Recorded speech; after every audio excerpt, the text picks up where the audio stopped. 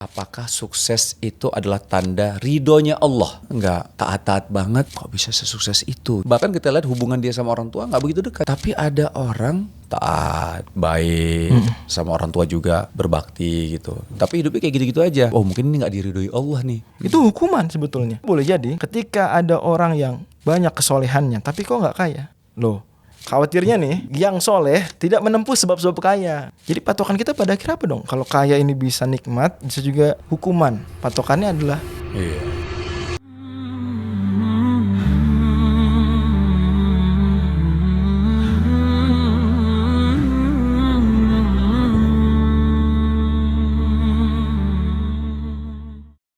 Bismillahirrahmanirrahim. Assalamualaikum warahmatullahi wabarakatuh. Waalaikumsalam warahmatullahi wabarakatuh.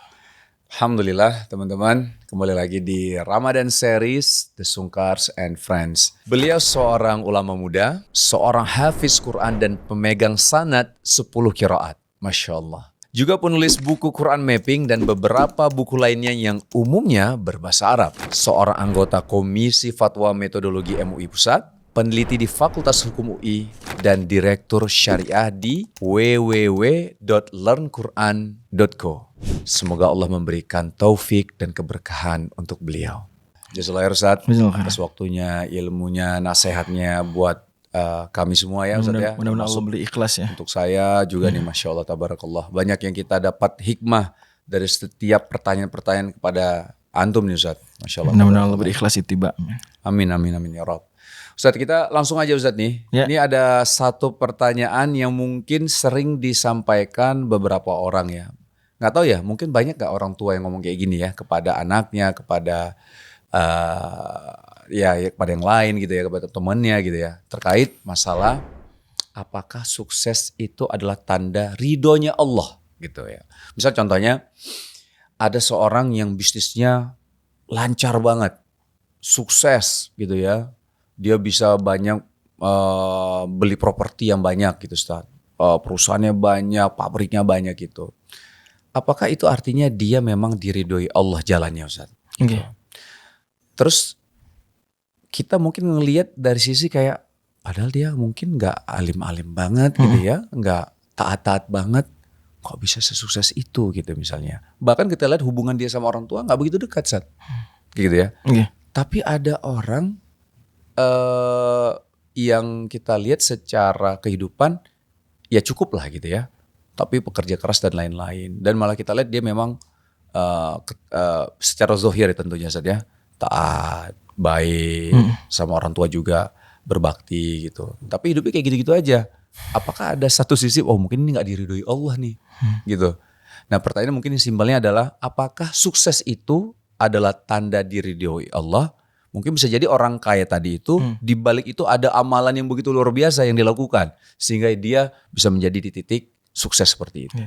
Jawabannya adalah sukses itu sendiri butuh didefinisikan. Setiap orang berbeda standar sukses. Ya. Cuma kalau memang oke lah kita sepakati sukses di sini sukses duniawi jadi kaya. Misalnya. Maka kita katakan itu bukan tanda yang pasti. Oke. Bisa menjadi sebagian tanda. Karena pada akhirnya hubungan baik dengan orang tua itu balasannya bisa di dunia. Betul. Doa mustajab bisa di dunia. Dalam hadis terkenal riwayat Imam Ahmad, Nabi SAW bersabda, "Ma min muslimin yad'u bida'watin laisa fiha itsmun wala qati'atu rahimin illa a'tahu biha ihda tsalas." Tidaklah seorang muslim berdoa yang baik-baik kecuali dapat salah satu dari 3 cara pengabulan. Imma an yu'ajjilahu fid dunya. Yang pertama, langsung dijawab di dunia. Dunia ya. Jadi kalau dia minta kaya misalnya, Allah kabulkan, bisa di dunia. Bisa juga wa imma an yadakhirahu lahu fil akhirah. Disimpan di akhirat. Dan jangan remehkan ini nih, boleh jadi kita butuh nih. Iya. Nanti bisa jadi ketika ditimbang amal dan dosa kita, ternyata amal kita kurang dikit dari dosa kan? Iya. Nah gitu, wah nyesel banget, oh coba ada doa yang gak dikabulin supaya naikin pahala. Iya bener kan? Okay. Timbangan itu ya Ustaz? Iya bisa jadi. Iya. Tapi Allah naikin dengan doa-doa kita yang Allah kabulkan dengan cara yang kedua. Bukan gak dikabulin ya, dikabulkan dengan cara yang kedua. Yang ketiga, au yasrifa anhum minasu'i mithlah. Diselamatkan dia dari keburukan yang senilai sepadan dengan doa dia. Umpama doa minta uang 100 juta, gak dikasih 100 juta, tapi diselamatkan dari kecelakaan Allah. Yang andai dia masuk rumah sakit dan seterusnya lebih dari 100 juta. 100 juta atau lebih misalnya. Iya. Nah pada akhirnya berarti kan kita bisa bilang Bisa saja sukses dalam artian kaya itu menjadi salah satu tanda Allah ridho. Salah satu saja. Salah satu tanda orang. Problemnya adalah kita menjadikan itu segala-galanya. Itu satu. Seolah-olah satu-satunya tanda. tanda. Ya. Padahal enggak juga. Tapi bisa jadi sebagian tanda. Atau juga kita menganggap bahwa ketika ada orang diberikan kaya selalu itu maksudnya adalah nikmat. Bisa jadi sebaiknya itu istilahnya istidraj. Iya. Ya, sanastadrijuhum min haitsu la ya'lamun. Allah bilang Allah akan boleh jadi menghukum dengan cara istidraj. Itu hukuman sebetulnya. Jadi patokan kita pada akhir apa dong? Kalau kaya ini bisa nikmat, bisa juga hukuman. Patokannya adalah perbuatan kita sesuai syariat atau tidak. Jadi jadi patokan bukan kesuksesan duniawi kita, tapi apakah kita sudah menaati Allah atau belum? Itu patokan utamanya. Makanya ketika kita sudah menjadikan patokan utama kita adalah kesesuaian dengan perintah Allah, kita terus menjadi orang yang baik dan Allah ridhoi bagaimanapun kondisi kita. Sehingga terkenallah hadis Nabi SAW, ya ajaban di amrul mu'min, inna amrahu kullahu lahu khair. Hebat sekali orang beriman, semuanya serba baik. Yang dan seterusnya hadisnya terkenal. Yeah. Sehingga boleh jadi ketika ada orang yang banyak kesolehannya, tapi kok nggak kaya? Loh, dari mana kita menganggap itu bukan kesuksesan? Lagi-lagi kita kembali ke poin paling pertama tadi. Define your success. Definisikan dulu dong, define your success. Kalau bagi dia sukses adalah punya waktu yang banyak, meskipun nggak punya uang yang banyak, sukses. Achieve his success. Udah dia peroleh itu. Kenapa Anda harus mengukur kesuksesan orang dengan standar sukses dalam benak Anda? Which is nggak selalu sama. Boleh jadi malah yang punya uang banyak, dia tidak sedang mendapatkan suksesnya dia. Gitu. Coba ya mungkin ditanya, apa sudah mencapai sukses Anda? Enggak sih, sebenarnya sukses saya tuh pengennya begini dan begitu. Bisa jadi. Dan banyak. Tapi lagi-lagi kita harus sadar bahwa sunatullah berjalan. Yaitu siapa yang melakukan sebab-sebabnya, Allah wujudkan. Khawatirnya nih, yang soleh tidak menempuh sebab-sebab kaya. Bisa kan? Dia soleh.